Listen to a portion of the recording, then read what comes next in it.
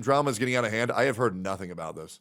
Distractions or the downfall of a great game. Well, apparently some people think that they are the apocalypse. Woo, a housing system incoming? Please vote for this. Downvote. My downvote doesn't matter because this is upvoted so hard. And I wish Wait, why would we not want a housing system? What is this? I don't know what this is. I was exaggerating, but no. A single survey question in the Wuthering Waves Twitter community triggered an all-out war. Because Really? of course it did. For those who don't know, minigames are exactly what they sound like. Small, self-contained activities within a bigger game. You've seen them before. Fishing, racing, matching tiles, or whatever developers throw in to break up the main gameplay. Usually they're just fun side content, but according to some players, the mere suggestion of them in Wuthering Waves is a threat to everything the game stands for. Just go play Genshin Impact. Get the fuck out of my game, bro. Go play the game that was made for you, which is a casual slop fest of a bunch of worthless content. Go play that, man. Why you gotta add a bunch of trash to my game, bro? Now, normally, this would just be an overreaction on social media, which, let's be honest, is an everyday occurrence. But this debate actually touches on something bigger. What role should minigames even play in a game like Wuthering Waves? Do they add variety, or are they just useless fluff? Let's break it all down. Mini games are absolutely useless fluff. Absolutely. Now, that being said, they still can be fun, but they are useless fluff meant to burn time and earn rewards. Absolutely. All right, let's be real. Minigames are very far Fishing was a mini game? Nah, that was more like a side story. from being the heart and soul of a game. If anything, they are like an adrenaline shot. Brief, exciting, and sometimes unnecessary, but they can spice things up when the main experience starts feeling repetitive. In live service games, the name of the game is longevity. These games survive by keeping players engaged over months or even years. And what actually keeps players coming back is the good gameplay, rewarding progression, and consistent updates. Minigames, they are more like a seasoning, not the main dish. That is not to say they don't serve a purpose. Minigames add variety, provide quick dopamine hits, and give players a reason to log in outside of the usual grind. But if the core gameplay sucks, no amount of minigames will save it. You are not— By the way, I told LOL Shinya to hire multiple editors and just steal Glaive Kiyo's video design. So expect that coming soon. Steal his content and make it better. not going to stick around just because the game has a top You want to know why? Because Shinya's going to have videos that have more than 5 React images because all these ones I seen in this video, I saw in the last video. Glaive, your editors are lazy as fuck. tower defense mode. If the actual combat feels like you're fighting with pool noodles, do minigames matter in a live service game? Sure, but they are not the foundation. They are not going to make or break Wuthering Waves. Join me on this voyage to the world's end, my friend. Together we'll face that fleeting moment. Now, I would argue if the mini games were very good, they could make Wuthering Waves. However, it would be so dystopian to everything the game is and what it represents. I just don't think they belong in this type of game. Wuthering Waves has done a very good job of making events feel like side stories, as well as additions to the game, not temporary distractions. So personally, I would rather than just continue adding permanent content, which adds longevity and a lot more meat to the game for new players to enjoy. So I think it's always much better. I think minigames, all they do is just promote FOMO. However, that being said, ones like Zelda Zone Zero Fall Guys, that was very fun. When the world turns upside down. Now, Wuthering Waves itself is a fantastic game. Great combat, solid story, and characters that might make you feel like you want to spend more money that you don't have. Please spend responsibly. The devs have been actively improving it, fixing issues, and actually listening to player feedback. Sounds great, right? Well, apparently all of that is now at risk because of a survey question. Yes, in the 2.1 survey, the devs casually asked players if they like a new permanent minigame. No commitments, no sneak peeks, just a simple, would you be interested? And in response, Twitter lost its collective mind. Enter one of the hottest takes of the week. Please don't vote for minigames at WooWa. It will ruin the game. Now, if you think that was a good take, bro got raised. I think a housing system for WooWa would actually be great. I do. I think it would actually be good. I think housing systems are great parts of games. Like Teapot, dude. Listen, guys, I'll be real. The Teapot system that Genshin implemented was shit. So now WooWa has a blueprint of what not to do. That was my most looked forward to feature in Genshin Impact history. I think it would be awesome. And they introduced collectibles, and the reason why this is awesome, let me tell you why. Because then what WooWa would need to do is that in the world, when you explore, not only are we getting a couple asterite when we find new collectibles, we can find in-game furniture or trophies that we can go back and add to our house. So we can have more rewards that have permanence that aren't just, here's 5 asterite, Here's 10 asteroid. And I think it's good for the health of the fucking game because it does get a little bit like, okay, do I really want to find that chest for 5 more asteroids? Not really, but if it has the head of a fucking demon, I would love to mount that shit on my wall. I think having a house sim is nice. I think it also promotes co-op play to show people what you've built. And I think it could be cool for the future. There was actually some cool, people would turn their teapot world and Genshin into like mazes that like have like games and shit. And I think it would be good for crossplay. Or in co-op, I think it would actually be good. They need to add sex scenes, true. So literally Genshin. Okay, well, Genshin, but better, right? So like what WoW normally does. I love housing systems personally. When they're done right. Ratioed into another dimension, harder than Like fucking Animal Crossing. KSI getting ratioed in his own song. Safe to say that both of these people are in the thick of it. No? People were absolutely cooking this guy, and for a good reason. Because how exactly does a minigame ruin an entire action RPG? Like, will your resonators suddenly forget how to fight because they spent... Okay, so the reason why mini games can ruin an entire game is that it allows the company to substitute real content for fluff content. And that gives the devs an out for you don't need to make improvements to your game. You just need to make distractions. And yes, I do think making mini games could ruin a game if not done right. And I'll be real, once again, WoW is not a game where you should be running around playing Mario Party games, right? Add meat to the game, add guilds to the game, add housing systems to the game. Add new systems, not temporary minigames. I think he's missing the whole point. It's wasting dev time on trash. Like, imagine if Arc Souls added the fucking TCG. No, yeah, exactly, Genocide. Me and you are on the same page.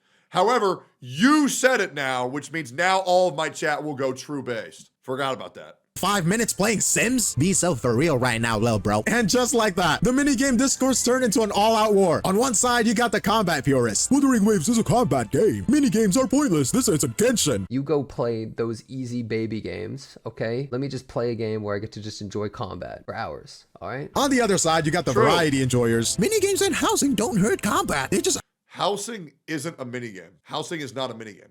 Housing would be a new system, which I'm absolutely fine with. Just like I loved the fishing system. That was fucking awesome. I loved it. I think, dude, I would honestly, genuinely love if Wuthering Waves gave us like a piece of shit house and some fucking barren wasteland that we can like cultivate to turn it into a farm and a house. And we can get like materials used for crafting consumables on it if we want to micromanage that system or make farming for ore easier. I would not be opposed to that at all. I would actually quite enjoy it. A more casual reason along into the game, I would actually very much enjoy it. Add more things to do. Yeah, and like for real, like the echoes that we get, we can also get new farming echoes that would like cultivate our crops for us and automate that system. And it would like show the echoes going and like sweeping around the house and like have an echo like fucking being a butler, bring you fucking snacks when you walk in, like a watering echo. I think that'd be fun as fuck. Right, but that's not a minigame. That's a new system. Nobody want to sweat over tower adversity and holograms. And like take like your favorite echoes and you can like turn them into holograms and like have them on your wall, right? And then like have like a sex room where you can have sex with your echoes. 4/7. And here's the reality check. Most Wuthering Waves players aren't hardcore min-max tryhards. They are most likely not down to whimper out all the ways, if you know what I mean. Yeah, a massive chunk of the player base is here for the world, the lore, and let's be real, the characters. Some people don't even touch tower adversity or holograms, and they're still having a great time. Ignoring these players would be a bad move. Adding optional content like minigames doesn't take away from combat. If anything, it keeps more players engaged, which you know helps the game stay alive. But if you ever wondered why people are getting...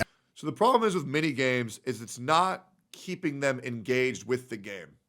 It's keeping them engaged with a temporary distraction that doesn't add any cohesiveness to the game.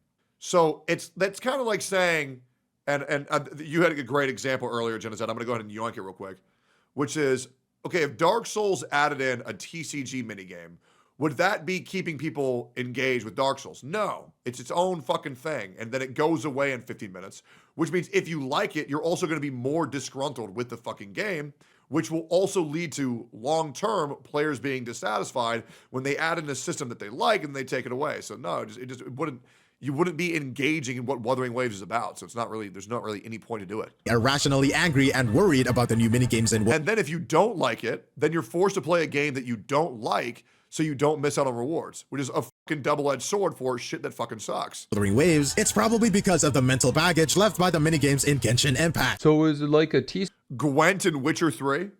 Gwent isn't a minigame.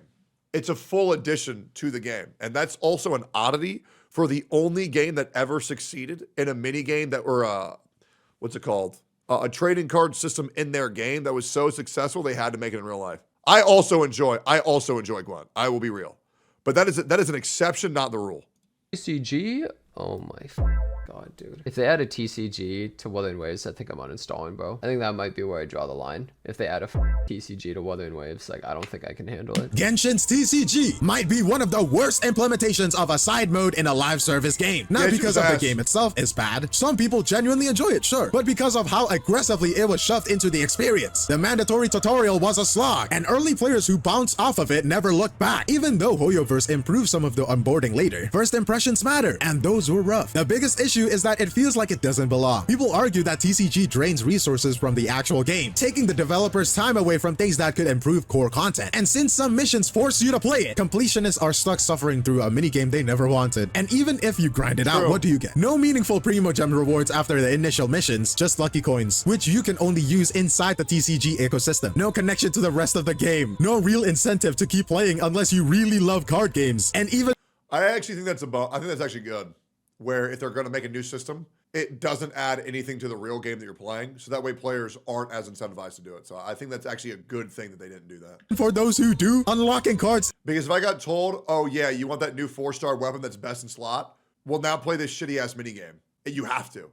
You have to beat all of it. No, that'd be fucking terrible. is slow and tedious, requiring hours of dueling NPCs just to get the deck you actually want. This is the perfect example of a minigame that doesn't respect the player's time. Instead of being an optional rewarding break from the main game, it ends up feeling like a chore, one that still lingers in players' mind every time another gacha game tries to add a side mode. But even so, not all minigames are bad. Of course, like we discussed, some might be absolute disasters, but others can be shockingly fun. Take the fishing event in Wuthering Waves. Somehow, against all odds, they made fishing fun. No obnoxious That shit was mechanics, awesome. no pointless waiting, just a well-made system that made people actually want to engage with it. Yeah, they took the best fishing game of all time and then streamlined it. It was a brilliant idea. It's not just there to was waste so your good. time. It is rewarding, smooth, and I dare say, enjoyable. And there's the co-op racing event, an absolute masterclass in controlled chaos. The course design is well made, the controls are pretty solid, but The thing about the fishing event, though, too, is that it didn't have any serious enough rewards where players felt like they needed to do it. It was very much optional. the best part, you can sabotage your friends. That's But isn't all this subjective? Everything that I argued is not subjective. right, you're not just racing, you're actively trying to ruin each other's lives. It's the kind of game mode that will either create unbreakable alliances or irreparable grudges. And honestly, that's what makes it so fun. And that is the difference. Wuthering Waves That's doesn't what's just funny. throw in random mini games as filler, they do actually work. They are fun, engaging, and sometimes absolutely hilarious. So the next time someone claims mini games ruin a game, just point them to Wuthering Waves and watch them completely contradict themselves. I'm part I think he's missing the point of what they're saying. Yeah, it's not mini games are bad. It's that when a company uses mini games to substitute for permanent modes, that's when it's very bad. However, Wuthering Waves with that mini game added a permanent mode, right? That was added with Whimpering Waste, which was fantastic, as well as a side story for the fishing, right? So I think Glave's missing the point a little bit here. probably spending more money than these dumbasses too, okay? I got a bigger share in the company than them. So what the hell are these people contributing? And just like how I fucking love Genazad. I love fucking Genazad, bro. I don't give a fuck what anybody says. I know people call his ass gay and ugly and not funny, stupid ass motherfucker, like no sex, scrawny bitch, worst CC on the platform. I don't say that though. I say that. I know everybody else is saying that, but not me. Everybody else says L Genazad, what the Omega lol, Genazad, Omega lol, fuck Genazad, but not me. I am the only guy in chat saying Genazad W. I am him. If Genazad has one fan, it's me. If Genazad has 0 fans, then I'm dead. For real, I fucking love that dude. He's so funny. I'm not gonna lie. Because he has an ego. He does.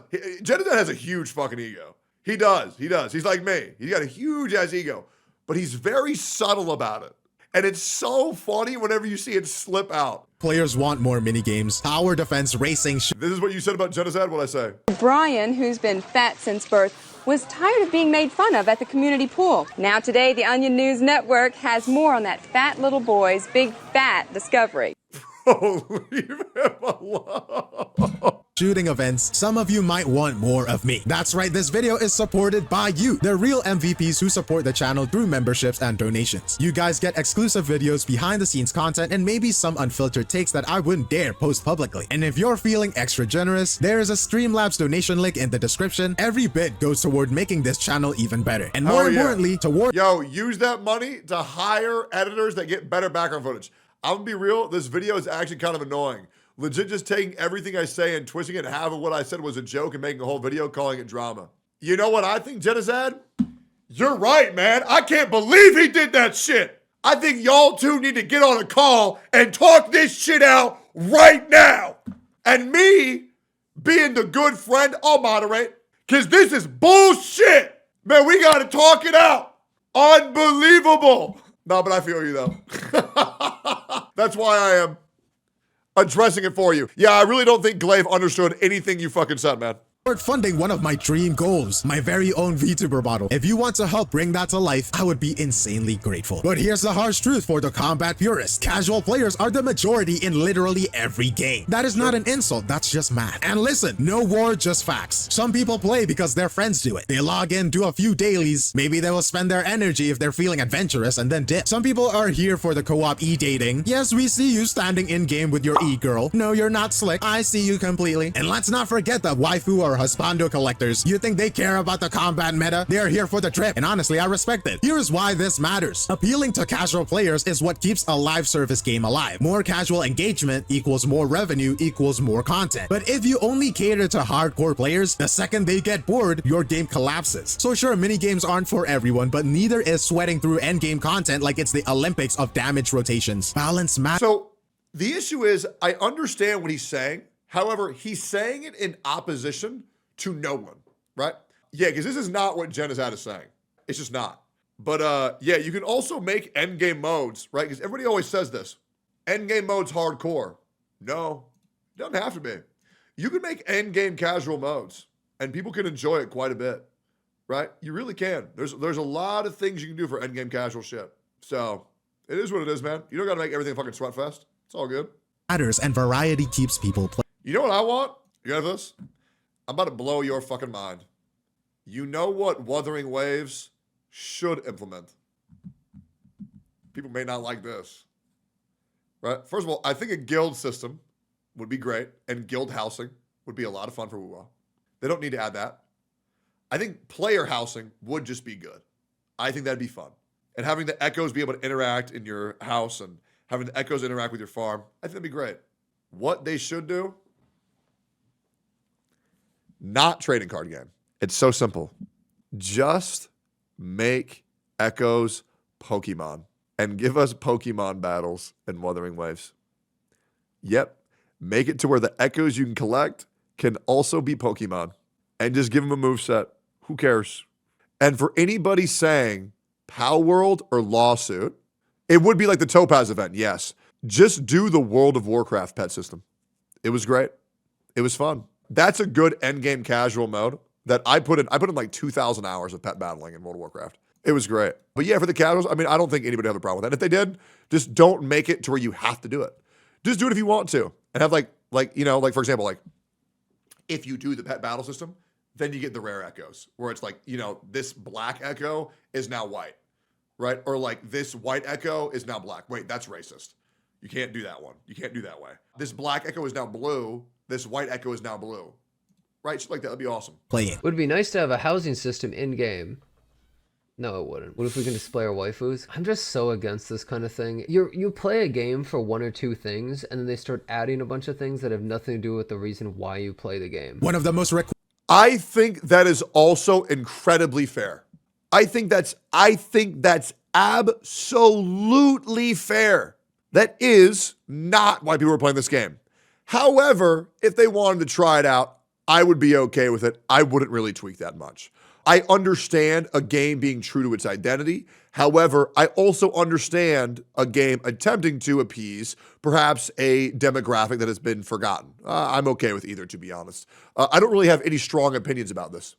Requested features in Wuthering Waves is a housing system. And before anyone starts foaming at the mouth about wasted dev resources, Yeah, you're taking the dev time from something that could actually be meaningful and you're putting it into crap. let's look at a game that actually did it well. Punishing Grey Raven. PGR's dorm system isn't just some useless side feature. It lets players house and interact with their characters. You know, the ones you just spent weeks grinding for? Instead of letting them rot in the menu, you actually get to see them exist outside of combat. And before anyone complains about the visuals, whether you think it looks good or not is completely subjective. What is not subjective is that it's actually useful. The system ties into the character growth, offers free cosmetics like skins, and even gives out a meta-relevant 5-star character. So yes, you do kind of have to engage with it if you want said meta 5-star character. But here's the Yeah, so the problem is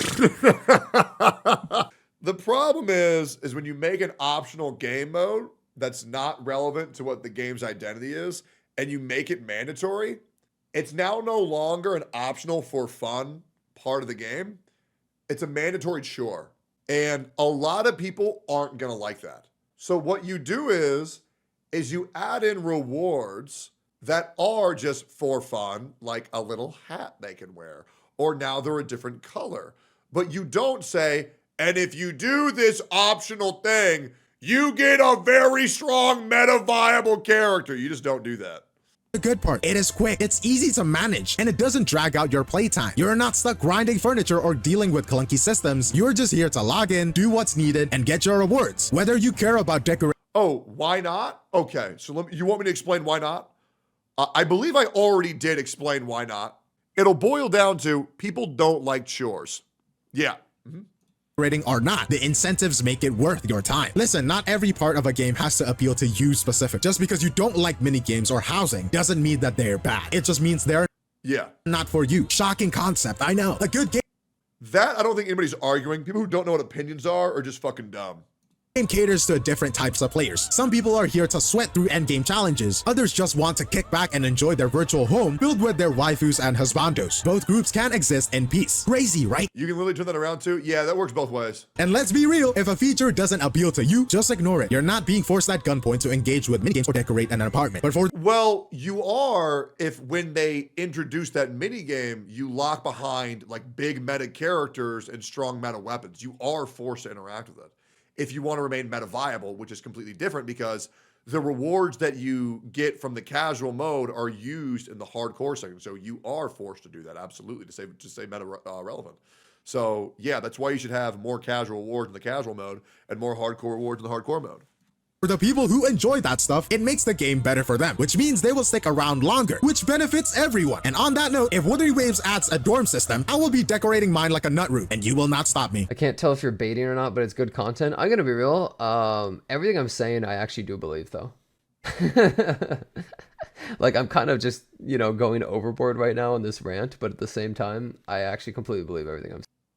So I think the issue here is that this is actually a frustrating ordeal. I don't want to call it drama. I would call it a frustrating ordeal. This is going to result in a net negative for Glaive and Genocide. And let me explain to you why. Every issue and drama that stems from a miscommunication or lack of understanding will always lead to discrediting both sides. Because now people are going to think that Genocide had the stake. And now Glaive started this because of a misunderstanding, which is going to cause people to think that he's an idiot, right? So Genocide is going to get shit for a belief that he doesn't stand by. And Glaive is going to get shit on for, you know, listening comprehension. Actual trash video to know what the fuck Glaive is doing. Well, I have a feeling that this sparked something, but we'll see. We'll see. I've never seen Genocide or Glaive go at someone and it get to another round, but I will say, and I hate that I'm saying this right now, I would argue that that was a bad video. Do I agree with Genocide's point of view? No. However, I can hear him out. And I think that's fine. Because it's two people discussing their preference. And that's absolutely fine. We'll have to see. Maybe there's a follow-up. Is this going to get resolved in DMs? Is this going to be resolved in a call? How far will this go? Egos are about to be tested. I like both sides. Ooh. Hey, Genizad, I'm going to be real, man. I think you have to kill Glaive now. I do. But that's just my opinion. Let me know what you think in the comments. Like, comment, subscribe.